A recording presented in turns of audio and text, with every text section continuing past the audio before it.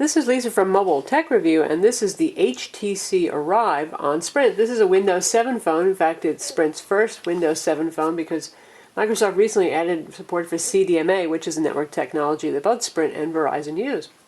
There's a 3.6-inch capacitive 800 by 480 pixel multi-touch display. That's standard spec for a Windows Phone 7. In fact, pretty much all the specs are what you'd expect from Windows Phone 7. It's got a 1 GHz Qualcomm Snapdragon CPU. It has 16 gigs of internal storage, no expansion slot. Most Windows phones don't have an expansion slot. It has Wi-Fi, 802.11, BGN, Bluetooth, a GPS, and a 5-megapixel camera on the back that takes pretty good pictures. And you can see the LED flash up here. You have your 3.5mm stereo jack over here, the power button up top where it belongs. Just a microphone hole down here. And here we have the volume controls and the micro USB port for charging and syncing. You've got your dedicated camera button here. That's a requirement for Windows Phone 7. And even if the phone is off, if you press and hold this, you can turn the camera on without having to wake up the phone, which is pretty great unless it accidentally gets squeezed in your pocket for a long time. It's not a terribly heavy phone, nor is it very huge. If we look at it compared to, say, the 4-inch Samsung Focus, it's smaller. What makes this phone a little interesting is that it has a Qwerty keyboard. Still not so common on Windows Phone 7. And you can see you can use it flat like so, or you can tilt it up. Kind of like the HTC tilt. And it's nice and solid in this position. It doesn't wiggle and all that kind of thing. And for the hinge on the back, unlike the G2 on T-Mobile, we don't have a strange scissor design. We have something a lot simpler looking. Now this little part over here flaps up, you can see. So normally it's covering the side where the battery opening is, where you grab to open the battery door. So they say that you should pop it up in this way before you take off the battery door over here. We've got a full QWERTY keyboard here with a number row up top. This is a backlit keyboard. It'll come on if I hit a key and if it's dark enough. And it's a really nice keyboard. Travel isn't terribly huge, but it's very clicky and there's good key separation, so I found it quite easy to type with. You've got an alternate symbol key here, and you've got a smiley emoticon key down here. The thing about Windows Phone 7 is it still doesn't really, as you can see from the home screen, support landscape mode in all things. It does it in the web browser, it does it in Office documents, but it doesn't do it in the home screen in several other applications as well. This is running that slightly updated version of Windows Phone 7, and that adds copy and paste along with CDMA support for the big things, and also improved market search, which means if you're in the marketplace and you're looking for apps, when you hit the search button, it will just search in apps. It won't search music and video anymore. And this is what the marketplace looks like. You probably have seen some Windows Phone 7 reviews before to have an idea of how this works, but it's a very attractive interface. It's very fast and responsive, as are all Windows 7 phones.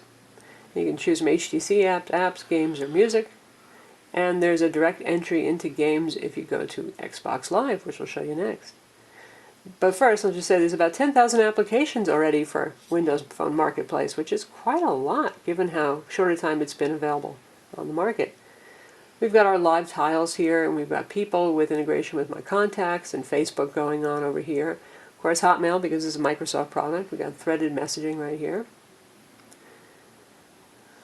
Balloon style. Internet Explorer to mobile version, your Xbox Live, Sprint Zone access, your calendar, photo viewer access, music and videos, otherwise known as Zune, the app marketplace, HTC's hub, which gives you that beloved HTC weather and clock, and some shortcuts to marketplace apps, particularly theirs. So that's what you see right there. And if they're interested in something like, say, the YouTube player, just tap on it. And if you want it, just hit install.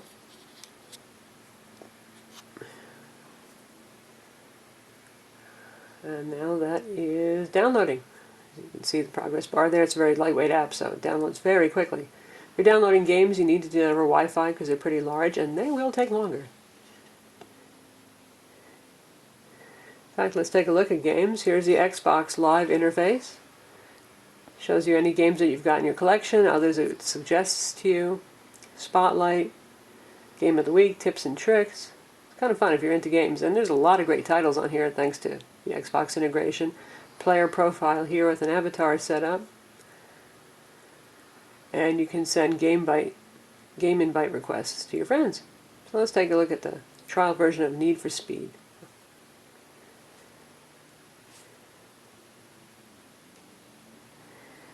You can see here we got the standard Windows 7 phone buttons here: search, home button, and back button. Those are capacitive. And though these look like stereo speakers, the loudspeaker fires out the back, and this is your earpiece speaker over here.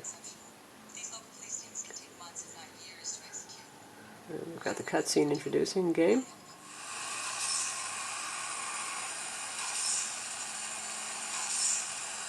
And it plays very fluidly. There's a lot of great Tier 1 titles that are available for games on Windows Phone 7. And they all play quite well.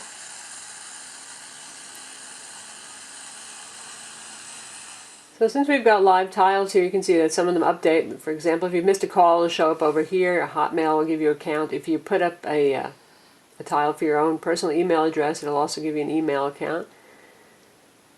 And we've got a couple of extras here from HTC, for example. They're a pretty nice stock application that they've got. This one actually does run in both portrait and landscape mode.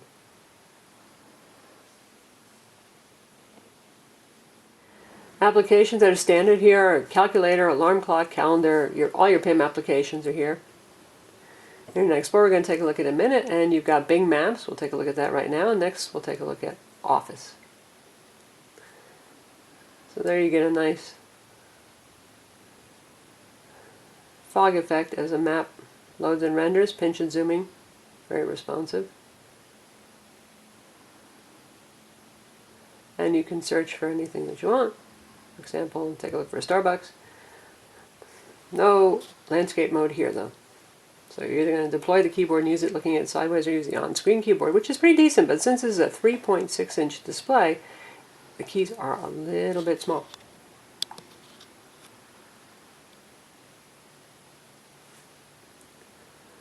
So it's just found all the Starbucks that quickly. And as you notice, there was also a voice input. Walmart. Pretty good. So that's Bing Maps. And there's also Telenav here if you want spoken turn-by-turn directions. Next we're going to take a look at Office.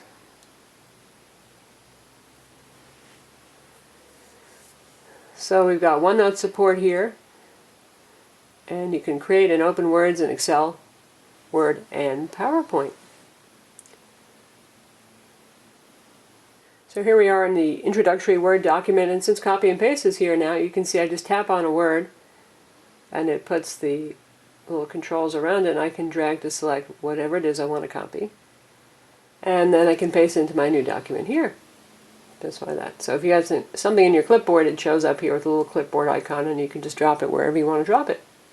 And now we've switched into the web browser, and you can copy and paste there. Same thing, you just tap on a word, you get the copy paste symbol, and then you can grab the handles around. Not bad. Since we're at the web browser, we'll take a look at how that performs.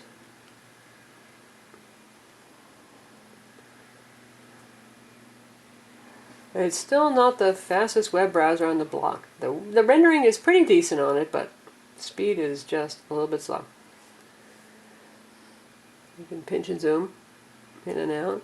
So you can see that's just fine. One complaint about the rendering on this phone is you can see some noise. It looks like it's downsampling the images and doing some dithering on the images. It's not as sharp as it could be. Text, however, is extremely sharp.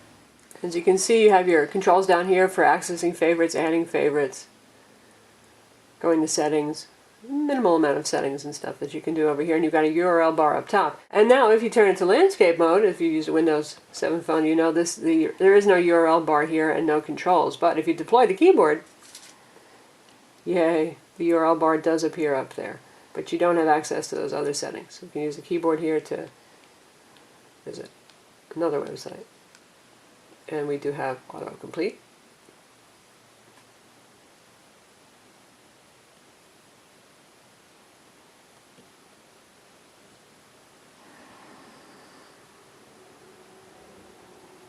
And we can scroll while the page is still loading.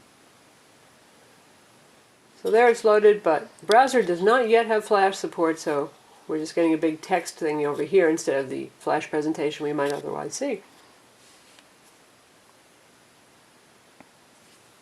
So that's IE on Windows Phone 7 on the HTC Arrive.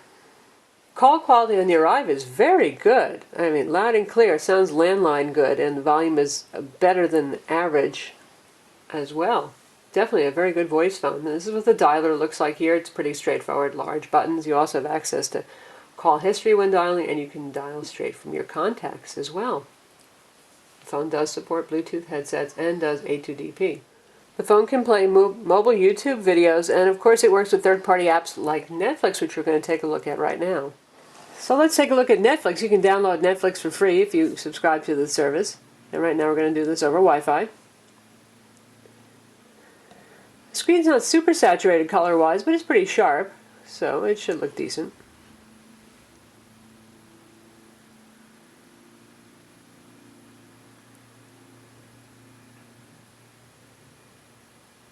Changed my mind. I'm trying to look out for the show here, Lemon. Yeah, I don't think you are. While stuck in a pile-up on the Pacific Coast Highway earlier, I realized something. You take Danny away from work whenever you want to hang out. I don't think this is about the show. I think you have some sort of problem. And there we go. It's a little blocky at first, so it's not so unusual for Netflix, but once it gets streaming, you can see it's pretty sharp. Looks good. Nice lip sync. Speaker sounds good as well. So that's Netflix. The HTC Arrive has EVDO 3G, and it will sell for $199 on Sprint with a 2-year contract. So that's the HTC Arrive, available on Sprint at the end of March. It's a very nice Windows 7 phone. I have to say, having reviewed all of the phones out there, I really like the construction and the quality of the phone. The voice quality is excellent on it, and the keyboard is very good as well. So if you've been dying to try the new Windows 7 phone experience, nothing at all like Windows Mobile, and you're on Sprint, it's definitely worth a look. I'm Lisa from Mobile Tech Review. Visit our website for the full review.